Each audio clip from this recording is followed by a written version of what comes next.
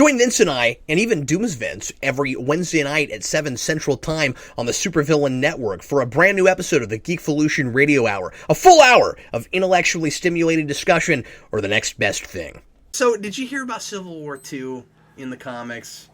That this is happening? That we're doing a sequel to Civil War? What? Why? Yeah, because we have a movie coming out called Civil War. It's coming out at the exact same time. It's coming out in May. It's Iron Man versus Falcon Cap, naturally.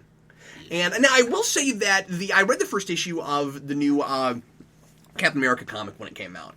And it's really, really political, and it made a lot of people polarized, and it bothers some people just how political it was. And so I don't want to get into the politics of it, but some people on certain sides were upset about it for different reasons. But basically the idea behind it was he decides to make a political stance and make it clear that he's that he's very liberal, and that that makes half the country really angry with him, and it makes a big deal out of how Captain America never did that. That Steve Rogers was never he didn't play both sides per se, but he didn't get into the political arena. He wasn't he was all American. He wasn't conservative or liberal. He just stayed away from all that stuff. And Falcon doesn't, and so all that's really interesting. And I would assume that some of that is going to fuel this new event, but I have been really irritated about how the comics lately with Marvel have been kind of just advertisements for the movies, and those of us reading the comics are already going, so there's really no reason to do that. And this is another example of that, where we've got to just milk that for all it's worth, because we got the Civil War movie coming out. I don't love doing a sequel to Civil War, partly because I don't like Civil War. Yeah, at least not the original. You seem to enjoy the I wanted to say Elseworlds. What do you call it? The War Zone thing. The Battle World thing. Yes, the War Zone thing. Marvel War Zone. They did have Battle World, Marvel War Zone's Battle World. Your face, and I went, okay.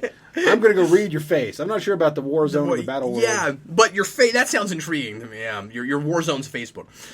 I'm sure they have. It was, yeah, that was one of the events that they did, because they did every event in Secret Wars, and all of those read most of them really good what ifs. And I was going to say all of them, they all read what ifs. Most of them read really good what ifs. And yes, I haven't finished it, but their first 2 or 3 issues are really good. Spider-Man was pretty cool too. Yes, I thought that was really cool too. But anyway, but the original Civil War, of course, there's a lot of things I don't like about it, and I think it's a little bit forced. And this being a direct sequel to that. And having to deal with that same kind of stuff. But then that's weird, because we've just rebooted. So how much of it really happened? I guess I don't know yet. Why can't we just reimagine it? Say this stuff happened. I don't know. Well, the reason you can't straight up reimagine it is you basically just be doing what we just did with Battleworld is the thing, because we haven't straight up rebooted. Like many of the characters, I still have all the same memories from before. So if that had been a complete straight up reboot, and I'm not complaining about that, they managed the sort of reboot, sort of not, in a way that 52 didn't. Like it's not confusing. I understand what's going on. I get it. We found a way to pick and choose, and it's working out okay. I don't like a lot of what we're doing now, but it makes sense. I understand it. It's a taste issue of something else. And then there's Deadpool in an Avengers team, but I don't want to talk about that. Anyway, that's peculiar. Yeah. Anyway, wait, which one's he in? See, I haven't gotten to talk about comics in a while, so I'm kind of all over the place right now. But he's in Uncanny Avengers, and the one I'm not reading. You've got because there's 30 of them. Yeah. So. Anyway, so I don't know. I'm gonna have a hard time getting excited about that, but I'll try it. It might be great. And it could be cool to have a sequel to Civil War that's way better than Civil War. But again, I just got a really cool sort of pseudo Civil War, so I don't know. It's Bendis and David Marquez, who are the current Iron Man team, doing it.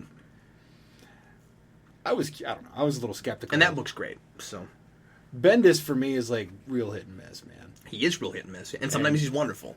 Because there's a lot of stuff I love from Bendis, but I feel like the more work he gets, the more the goodness if that's a word I can use. Sure. The more the quality That's gets true of a spread lot of these thin, really prolific writers, though, right? Like Colin Bunn's like that to a degree. Although it's a little different because with Bendis, it's more it affects all the work, and with Bunn, it's more he will prioritize the books he most cares about, and they'll stay good. Mm-hmm. But then some of these other ones, but maybe he wasn't the guy for them in the first place. Sometimes because I start noticing like the dialogue gets incredibly similar across Bendis books. Yeah, and I go, well, it looks like everybody's starting to get their archetypes nailed down.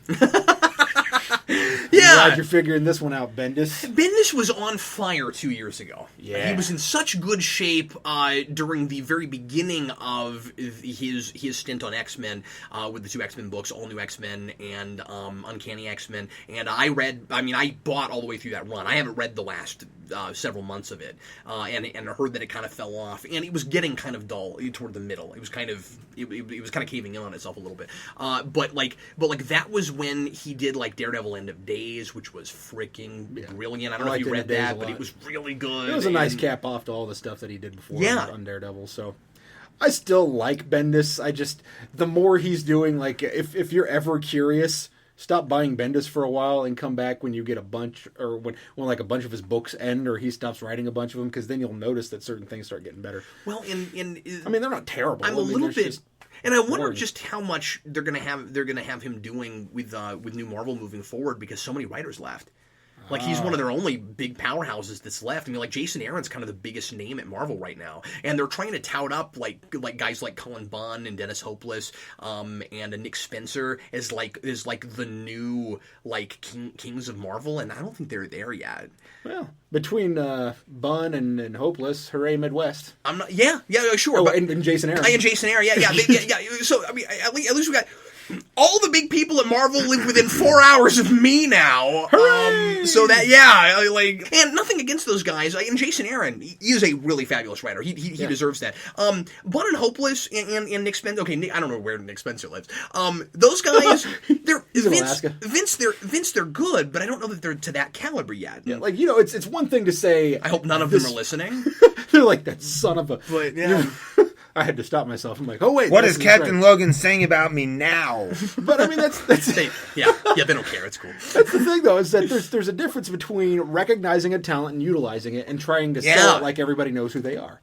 So and the thing, see, that's great. I had a conversation with Eric last night about this, and he brought up Nick Spencer, and he said, Nick Spencer just got Captain America, and they're touting him up like he's a big giant writer over there, and I forget what the stuff that he did before that, but they were just much, much smaller things, and I'm not saying that his getting Captain America is too much of a leap. That's not always a big, giant selling book. It kind of depends on who is on it. You know what I mean? Like, if you're Brubaker, then your Captain America selling in the 100,000s, but not very many other people. So, I mean, like, it's not that weird for somebody that's a little lower on the totem pole, hasn't been around for a while, to get Captain America and then maybe make his name there. But they're acting like they can put it on a marquee and put lights around it, and I don't understand that.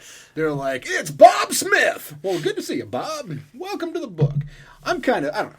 I get jazzed about things like this, where you get some of this newer blood in there, and then people, because, they're going to be hungrier. Not necessarily literally, but they're like the wolf! And they're saying, well, I'm here and I'm eager to do a good job. Yeah, sure. So, now I understand your analogy. But some of those guys are just. But some of those guys, they're giving, I think, kind of too much stuff too early, and it makes me nervous, Vince, because it feels like DC 4 years ago, where like everybody left. Yeah. And now we've got a DC that doesn't have nearly as many powerhouse writers that it used to have, and now we got Marvel, where all the Fraction's gone. You got all these guys that Mark Waid. I think Mark Waid's still doing stuff for them. But no, he is, because he's got, what am I talking about? He's got an Avengers book, so he's still there. But they've lost. Sorry, I gotta put my comic brain back on. The guy, Hickman. They've lost Hickman. I mean, like after Secret Wars, he's done, and so yeah. What's he doing now? Well, is it all indie or? Well, you gotta understand that all these guys have big side projects. Like all of them have other things going on in Image and stuff, and a lot of those books are really popular. Image is a huge competitor now, and is arguably with when you look at certain books, when you look at Saga and books like that, you've got you've got an Image now that is kind of rivaling DC and Marvel, yeah. and especially because Image made money last year and DC didn't. So at that point, it's actually doing a lot better. With Walking Dead being what it is, like, you can't help but be in the spotlight if you're Image. Yeah, but the thing about it is, it's not just Walking Dead. That helped a lot to get like a lot of their other independent books noticed. But then and just Kirkman then kept putting out other things that people liked. But then importantly, over the years since then, Vince. Since then, there have been a whole lot of other independent, miniseries and even ongoings that have been really popular. And over there, and so it's kind of exciting. I mean, like, it's not, comics are not just superhero anymore as far as the stuff that sells. Yeah. And it is a really exciting time, but it's weird because there are individual books at both DC and Marvel that I'm really excited about, but overall, neither company is really impressing me right now. And in the meantime, there's a lot of these other companies and individual books at other places that aren't even superhero that are really, really you need to read Paper Girls.